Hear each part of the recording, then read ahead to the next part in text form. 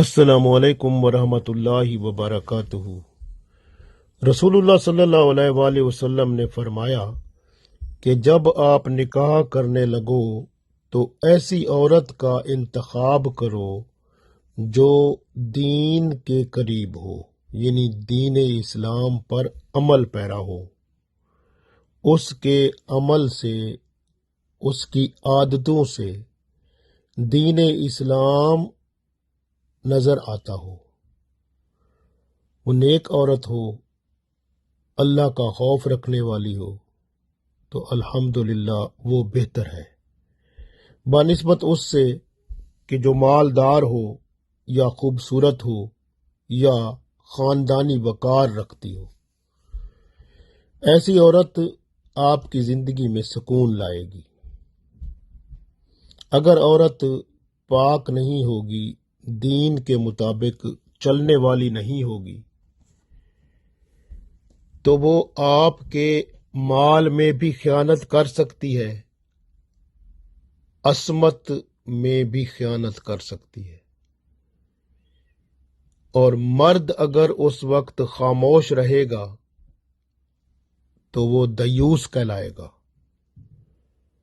اور اگر وہ بولے گا تو معاشرے میں اس کا مقام گر جائے گا، ذلت اور رسوائی کا سامنا کرنا پڑے گا۔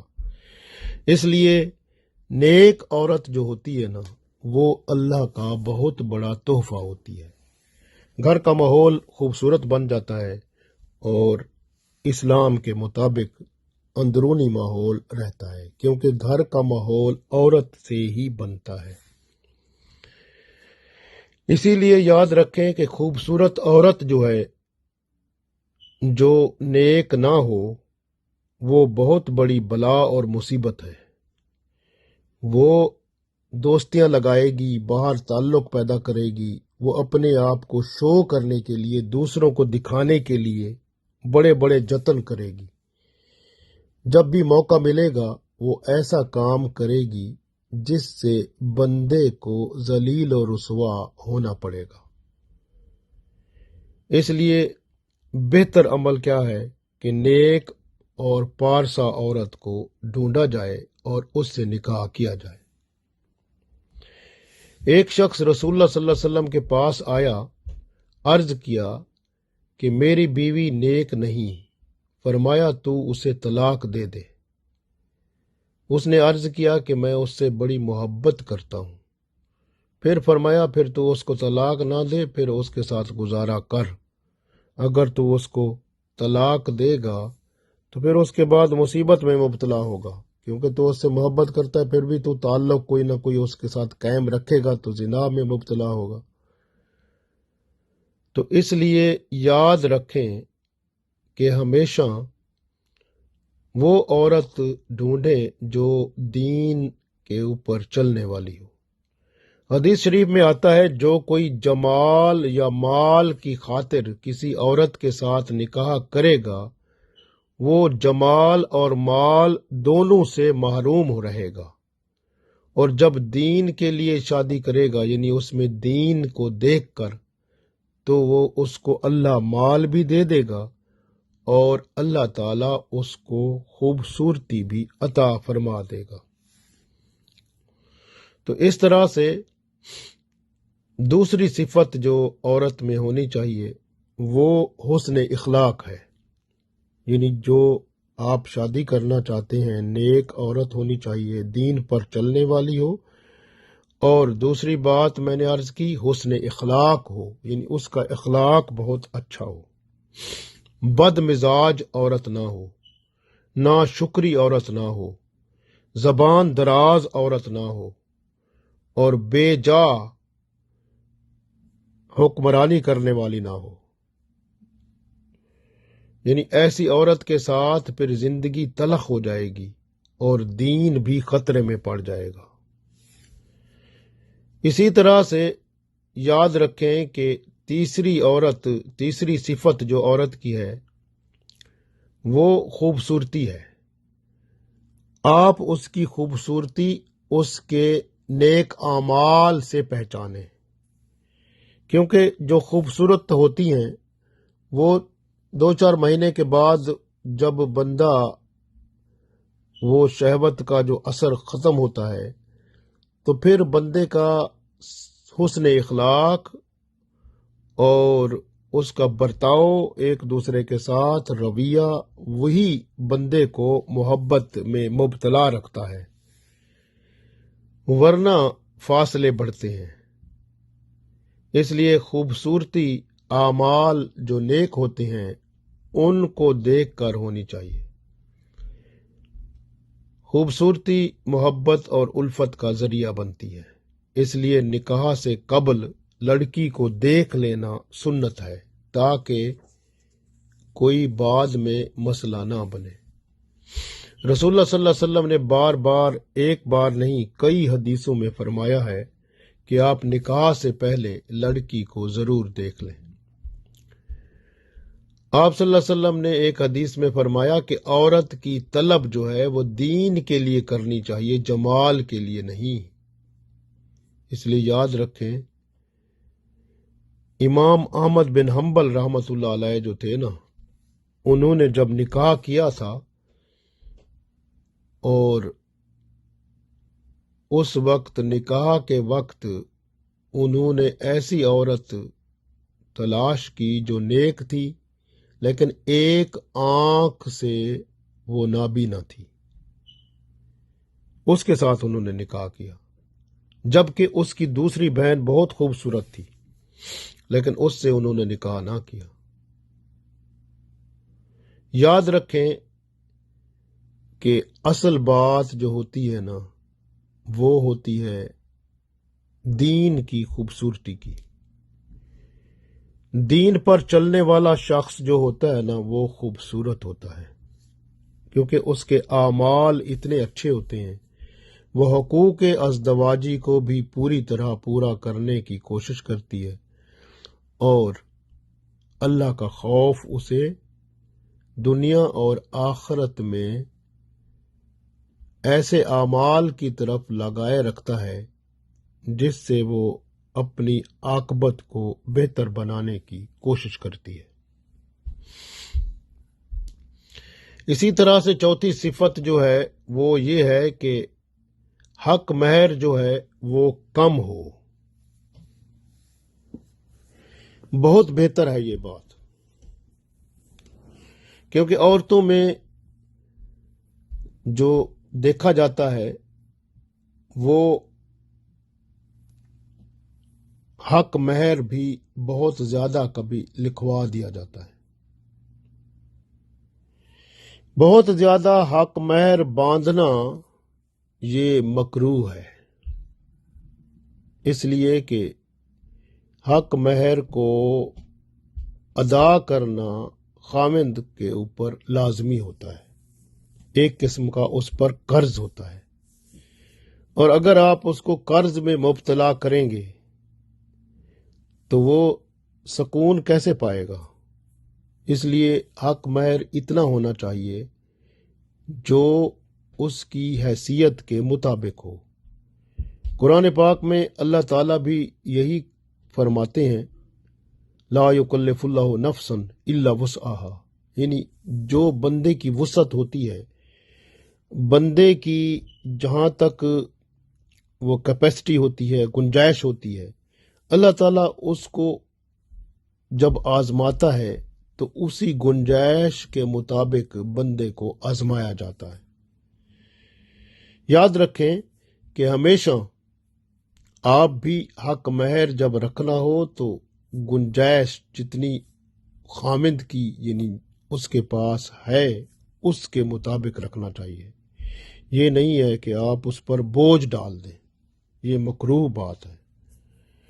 اسی طرح سے یہ بھی دیکھنا ہے کہ عورت جو ہے بانجھ نہیں ہونی چاہیے، یہ بھی ایک چوتھی صفت ہے، پانچویں صفت ہے کہ عورت بانجھ نہ ہو، کیونکہ رسول اللہ صلی اللہ علیہ وسلم نے ارشاد فرمایا، کھجور کی پرانی چٹائی جو گھر کے کونے میں پڑی ہوتی ہے وہ بانجھ عورت سے بہتر ہے، کیونکہ آپ صلی اللہ علیہ وآلہ وسلم چاہتے ہیں کہ امت میں اضافہ ہو تاکہ قیامت کے دن میں اپنی امت پر اس کی کثرت پر دوسری امتوں کے سامنے فخر کر سکوں۔ تو ہمیں تو رسول اللہ صلی اللہ علیہ وسلم کو خوش کرنا ہے نا، ہمیں اللہ اور اس کے رسول صلی اللہ علیہ وسلم کی رضا چاہیے۔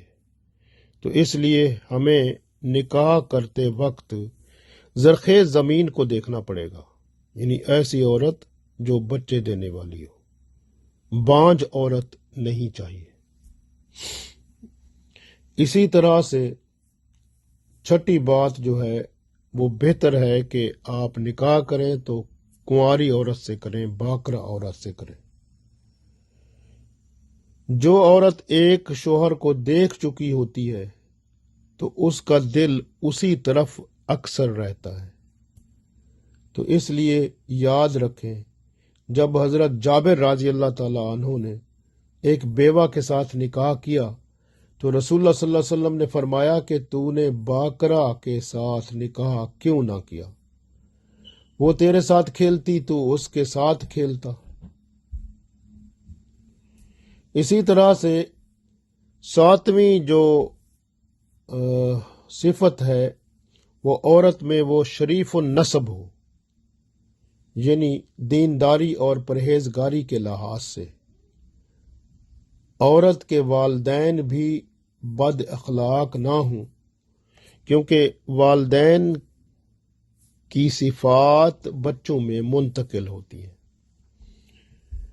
تو آپ دیکھیں عورت کے والدین بھی خوش اخلاق ہوں، دینداری اور پرہیزگاری کے لحاظ سے بھی بہتر ہوں، تو وہ چیز بچوں میں منتقل ہوتی ہے، تو الحمدللہ پھر ایسی عورت آپ کے لیے بہتر بیوی ثابت ہوگی۔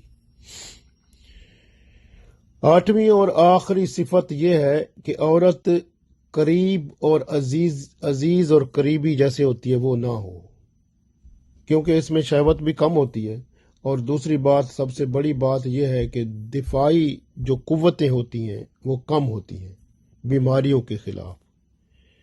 بیماریوں کے خلاف دفاعی قوتیں زیادہ اس وقت ہوتی ہیں جب شادی نکاح غیر خاندان میں کیا جائے، تو وہ زیادہ بہتر ہوتا ہے۔ بچے جو پیدا ہوتے ہیں ان کے اندر دفاعی قوتیں بیماریوں کے خلاف زیادہ ہوتی ہیں،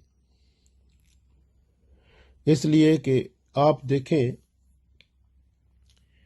کہ دفاعی قوتیں وہ بیماریوں کے خلاف زیادہ ہوں گی تو صاف ظاہر ہے کہ بچے جو ہیں وہ پروان چڑھیں گے اور بیماریوں سے محفوظ ہوں گے، ان کی زندگی بہتر ہو جائے گی اور وہ صحت مند اور توانا رہیں گے، ایکٹیو سمارٹ رہیں گے۔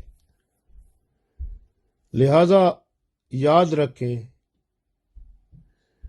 کہ جو ولی ہوتا ہے نا، چاہے باپ ہو، بڑا بھائی ہو یا دادا ہو، جو بھی ولی ہوتا ہے عورت کا، لڑکی کا، اسے چاہیے کہ وہ یہ ضرور دیکھے کہ لڑکا کیا روٹی کپڑا دے سکے گا لڑکی کو جو نکاح کرنے والا ہے،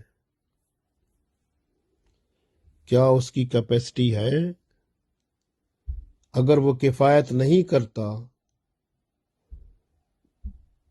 تو پھر نکاح درست نہیں ہوگا، کیونکہ کل کو گھر کے اندر فساد فتنہ پیدا ہو سکتا ہے۔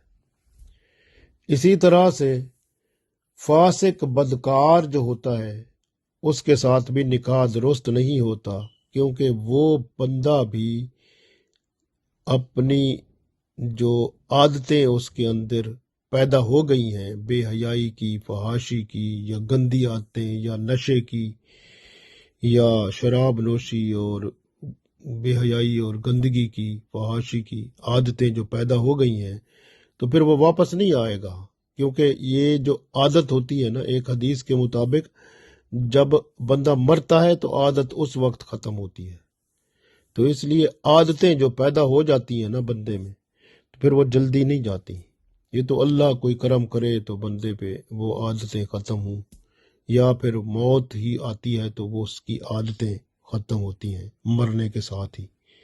اس لیے یاد رکھیں کہ ہمیشہ جو ہے فاسق فاجر جو ہوتا ہے نا، اس کے ساتھ نکاح کرنا بہتر نہیں ہے، اور وہ آپ کے لیے، آپ کے خاندان کے لیے، آپ کی بیٹی کے لیے مستقبل میں مسئلہ بنے گا، اور نہ چھوٹا بلکہ بہت بڑا۔ تو اس لیے یاد رکھیں کہ اگر آپ نے فاسق کے ساتھ نکاح کر دیا، بدکار کے ساتھ نکاح کر دیا، تو اس کے ساتھ قطع رحم ہو جائے گا۔ بہتر ہے اپنی یعنی نکاح کرنے سے پہلے پوری جانچ پڑتال کرنی چاہیے، تاکہ مستقبل جو ہے وہ رونق افروز ہو، پرسکون ہو، دونوں خاندان کے لیے رحمت کا باعث ہو۔ اللہ تعالی ہمارے درمیان رحمتیں، برکتیں نازل فرمائے، تاکہ ہم پرسکون زندگی گزار کے اس دنیا اور آخرت میں اللہ اور اس کے رسول صلی اللہ علیہ وسلم کے ہاں سرخرو ہو جائیں۔ آمین۔